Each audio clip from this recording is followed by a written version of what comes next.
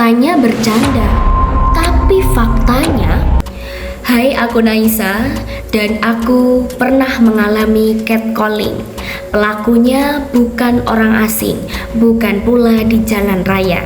Pelakunya adalah mahasiswa di kampusku sendiri. Saat itu aku berjalan melewati segerombolan laki-laki hendak menuju ke parkiran. Namun saat melewati mereka, aku merasa dipanggil dengan cara bersiul. Akhirnya aku berhenti dan bertanya kepada mereka, adakah di antara mereka yang mengenalku? Namun naasnya di antara mereka tidak ada yang menjawab. Justru mereka saling berhadapan dan ngobrol satu dengan yang lainnya. Selain itu, aku juga pernah mengalami hal serupa bersama dengan temanku saat kami hendak menuju kampus dari kos temanku. Dan faktanya, kejadian ini hampir terjadi di seluruh Indonesia.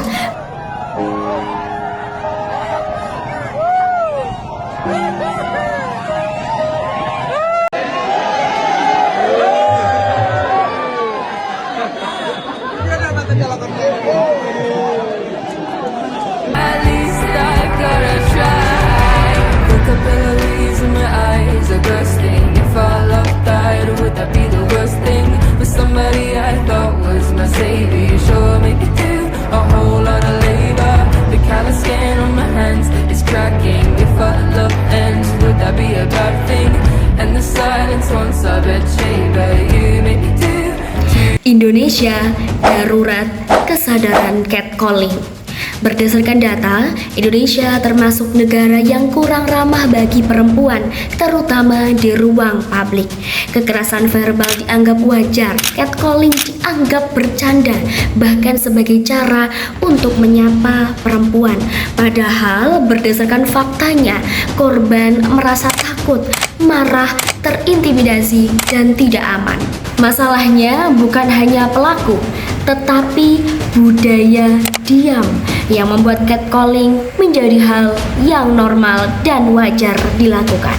And girls, jika kalian mengalami catcalling, ini adalah beberapa hal yang bisa kalian lakukan. 1. Jangan salahkan dirimu sendiri. Pakaianmu bukanlah alasan, sikapmu bukanlah pemicu. Yang salah tetaplah pelakunya. 2. Jika aman, berani bersuara.